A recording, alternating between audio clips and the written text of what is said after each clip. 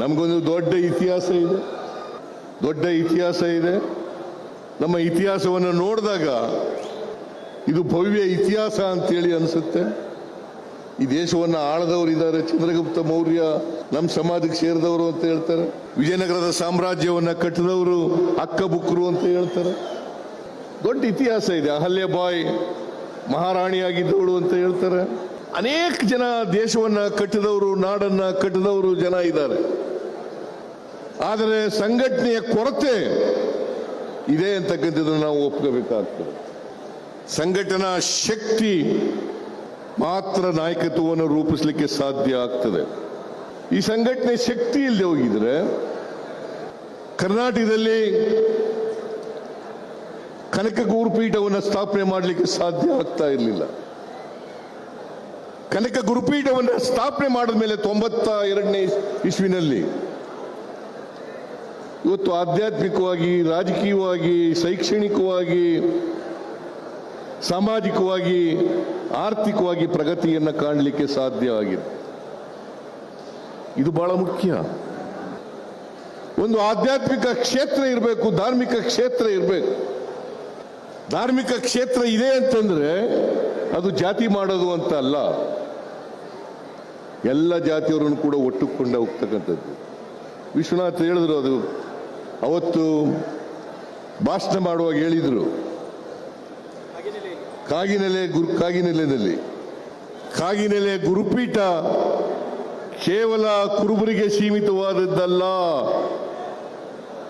ಯಾರ್ಯಾರು ಅನ್ಯಾಯಕ್ಕೆ, ತುಳಿತಕ್ಕೆ, ಶೋಷಣೆಗೆ ಒಳಗಾಗಿದ್ದಾರೆ ಎಲ್ಲರನ್ನೂ ಪ್ರತಿನಿಧಿಸ್ತಕ್ಕಂಥ ಪೀಠ ಅಂತಕ್ಕಂಥ ಮಾತುಗಳನ್ನ ಹೇಳಿದ್ರು. ಜ್ಞಾಪಕ ಇದೆಯಾ? ಅವರ ಪ್ರಾಸ್ತಾವಿಕ ಭಾಷಣದಲ್ಲಿ ಹೇಳಿದಂಥ ಮಾತುಗಳು. ಈಗ ಅನೇಕ ಮಠಗಳಾಗಿದ್ದಾವೆ, ಅನೇಕ ಜಾತಿಯ ಮಠಗಳಾಗಿದ್ದಾವೆ. ಬಹಳ ಸಂತೋಷ. ಹಾಗಂತೇಳಿ ನಾನು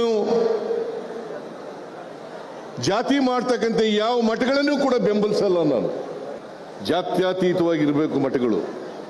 ಎಲ್ಲರನ್ನೂ ಕೂಡ ಮನುಷ್ಯರಾಗಿ ನೋಡ್ತಕ್ಕಂಥ ಪ್ರವೃತ್ತಿ ಇದ್ದಾಗ ಮಾತ್ರ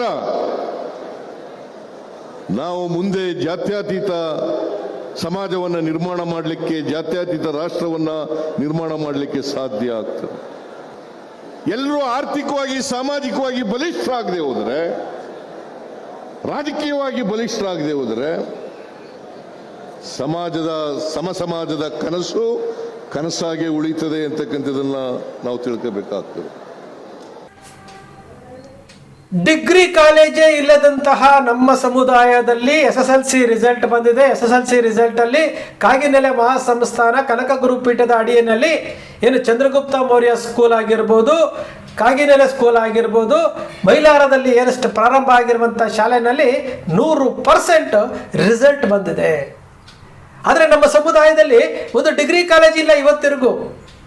ಮುಖ್ಯಮಂತ್ರಿಗಳು ಬೆಳಗಾವಿಯ ಸಮಾವೇಶದಲ್ಲಿ ಮಾತನಾಡಿರುವಂತಹ ವಿಡಿಯೋವನ್ನು ನೋಡಿದ್ರಿ. ಕುರುಬ ಸಮುದಾಯದ ಪಾವಿತ್ರ್ಯದ ಬಗ್ಗೆ ಮಾತನಾಡಿದ್ದಾರೆ, ಇತಿಹಾಸದ ಬಗ್ಗೆ ಮಾತಾಡಿದ್ದಾರೆ. ಚಂದ್ರಗುಪ್ತ ಮೌರ್ಯ, ಅಕ್ಕ ಬುಕ್ಕರು, ಸಂಗೊಳ್ಳಿ ರಾಯಣ್ಣ, ಕನಕದಾಸರು, ಹಾಲುಮತ ಸಂಸ್ಕೃತಿಯ ಬಗ್ಗೆ ಅವರು ಮಾತನಾಡಿದ್ದಾರೆ.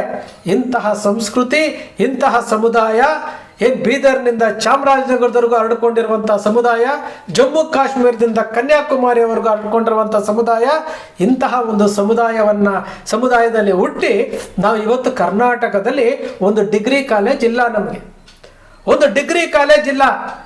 ಇತ್ತೀಚೆಗೆ ಏನೋ ಒಂದು ಕರ್ನಾಟಕ ಪ್ರದೇಶ ಕುರುಬರ ಸಂಘದವರು ಬಹಳ ಕಷ್ಟಪಟ್ಬಿಟ್ಟು ಶ್ರೀನಿವಾಸ ನಗರದಲ್ಲಿ ಒಂದು ಲಾ ಕಾಲೇಜ್ ಅಂತ ಮಾಡಿದ್ದಾರೆ. ಆದರೆ ಎಷ್ಟು ಅಡ್ಮಿಷನ್ ಇದೆಯೋ ಏನಿದೆಯೋ ಗೊತ್ತಿಲ್ಲ. ಆದರೆ ಸಮುದಾಯಕ್ಕೆ ಸೇರಿರುವಂತಹ ಒಂದು ಡಿಗ್ರಿ ಕಾಲೇಜ್ ಇಲ್ಲ. ಮಠಗಳು ಇವತ್ತು ಹಂತವಾಗಿ LKGಯಿಂದ ಪ್ರಾರಂಭ ಮಾಡಿ SSLCವರೆಗೂ ತಗೊಂಡು ಬಂದು PUCವರೆಗೂ ಮಾಡಿಕೊಂಡು ಇವತ್ತು PUC ಅಕ್ಕ ಬುಕ್ಕ ಕಾಲೇಜ್ ಇರ್ಬೋದು, ಏನು ಹಿರೇಕೆರೂರಲ್ಲಿರುವಂತಹ ಕನಕ ಗುರುಪೀಠದ ಕಾಲೇಜ್ ಇರ್ಬೋದು, ಎಲ್ಲವೂ ಒಳ್ಳೆಯ ರಿಸಲ್ಟ್ ಬಂದಿದೆ ರೀ. ಕನಕ ಗುರುಪೀಠಗಳು ಕೆಲಸ ಮಾಡ್ತಾ ಇದ್ದಾವೆ. ಸರ್ಕಾರ ಏನು ಮಾಡಿತ್ತು? ಸರ್ಕಾರದಲ್ಲಿರುವಂಥ ನಮ್ಮ ಶಾಸಕರಿಗೆ ಏನು ಮಾಡ್ತಾ ಇದ್ದಾರೆ? ಮಠಕ್ಕೆ ಮುಖ್ಯಮಂತ್ರಿಗಳು ಯಾವ ರೀತಿಯಾದಂತಹ ಅನುದಾನ ಕೊಡ್ತಾ ಇದ್ದಾರೆ? ಈ ಸಮುದಾಯಕ್ಕೆ ಒಂದು ಡಿಗ್ರಿ ಕಾಲೇಜ್ ಮಾಡಬೇಕು ಅಂತ ಅನ್ನಿಸ್ಲೇ ಇಲ್ವಾ? ಇಂಜಿನಿಯರಿಂಗ್ ಕಾಲೇಜ್ ಮಾಡಬೇಕು ಅಂತೇಳಿ ಮೈಸೂರಿನಲ್ಲಿ ಏನು ಮಾಡಿದ್ರು? ಯಾಂದಳ್ಳಿನಲ್ಲಿ ಸ್ವತಃ ಮುಖ್ಯಮಂತ್ರಿಗಳು ಹೇಳಿದ್ದಾರೆ.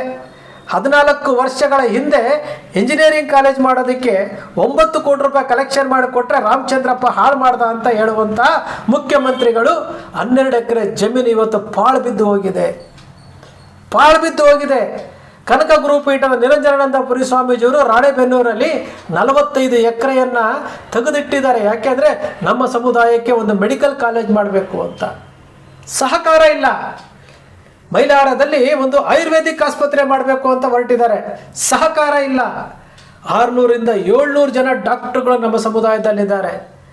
ಏನು ಮಾಡೋದು? ಯಾರು ಒಂದು ಕಡೆ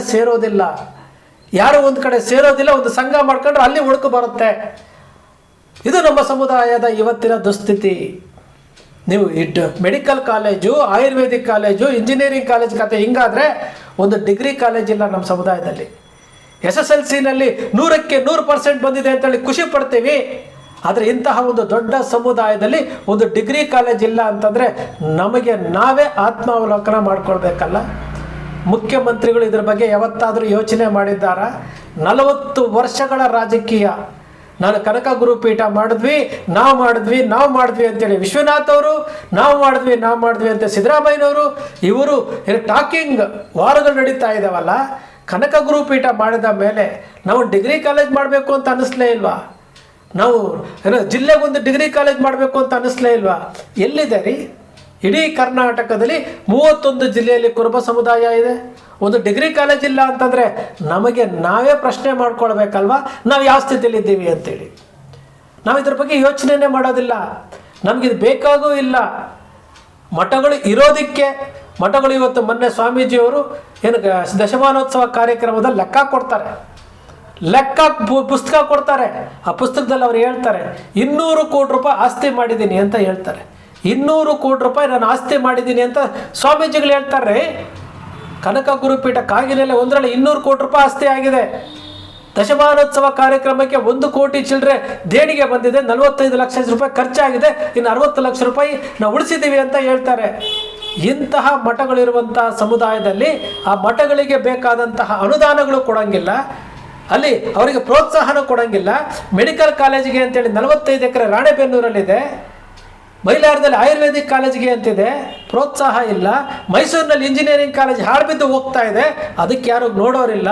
9 ಕೋಟಿ ರೂಪಾಯಿ ನೀರಲ್ಲಿ ಹೋಮ ಮಾಡಿ ಆಗಿದೆ, ಅದನ್ನು ಯಾರೂ ಪ್ರಶ್ನೆ ಮಾಡೋದಿಲ್ಲ. ಬೆಂಗಳೂರಿನಲ್ಲಿ ಕರ್ನಾಟಕ ಪ್ರದೇಶ ಕುರುಬರ ಸಂಘ ಗಾಂಧಿನಗರದಲ್ಲಿ ಕಟ್ಟಡ ಕಟ್ತಾ ಇದ್ದಾರೆ. 5 ಅಡಿ ಜಾಗ ಬೇರೆಯವ್ರಿಗೆ ಬಿಟ್ಟು ಕಟ್ತಾ ಇದ್ದಾರೆ ಅಂತ ಸುದ್ದಿ ಬರ್ತಾ ಇದೆ.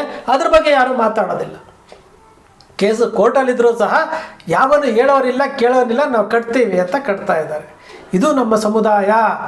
ನಮ್ಮ ಸಮುದಾಯದ ಆಸ್ತಿಗಳನ್ನು ಉಳಿಸ್ಕೊಳ್ಳೋದಕ್ಕೆ ನಮಗೆ ಗೊತ್ತಿಲ್ಲ. ಎಲ್ಲಿ ಆಸ್ತಿ ಇದೆ ಅನ್ನೋದೇ ಗೊತ್ತಿಲ್ಲ. ವಸಂತನಗರ ಬೆನ್ಸನ್ ಟೌನ್ನಲ್ಲಿ ಕುರುಬರ ಹಾಸ್ಟೆಲ್ದ ಜಾಗ ಇದೆ. ಒಂದೊಂದು ಅಡಿ 50,000 60,000 ಅಡಿ ಇರುವಂಥದ್ದು. ಅದನ್ನೇ ನಾವು ಕೈ ಚೆಲ್ಕೊಂಡ್ಬಿಟ್ಟಿದ್ವಿ.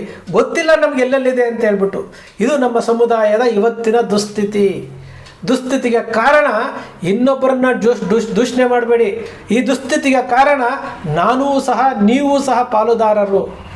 ಡಿಗ್ರಿ ಕಾಲೇಜ್ ಇಲ್ಲದಂತಹ ಈ ಸಮುದಾಯ ಇತಿಹಾಸವನ್ನು ಒಳಗೊಂಡಿದೆ ಅಂತಂದರೆ ಈ ಇತಿಹಾಸವನ್ನು ಬರಿಬೇಕಾದಂಥವರು ಇವತ್ತಿನ ಜನ್ರೇಷನ್ ಏನಿದೆಯಲ್ಲ, ಜನ್ರೇಷನ್ ಇವತ್ತು ಎಲ್ಲವನ್ನ ಮರೆತುಬಿಟ್ಟಿದ್ದಾರೆ. ಜನ್ರೇಷನ್ ಇವತ್ತು ನಿಸ್ಸಹಾಯಕರಾಗಿ ನಿಶ್ಶಕ್ತರಾಗಿ ನಮಗೂ ಅದಕ್ಕೆ ಸಂಬಂಧ ಇಲ್ಲ ಅನ್ನೋ ರೀತಿಯಲ್ಲಿದ್ದಾರೆ. ಇದು ನಮ್ಮ ಸಮುದಾಯದ ಇವತ್ತಿನ ದುಸ್ಥಿತಿಗೆ ನಾವೇ ಕಾರಣಕರ್ತರು.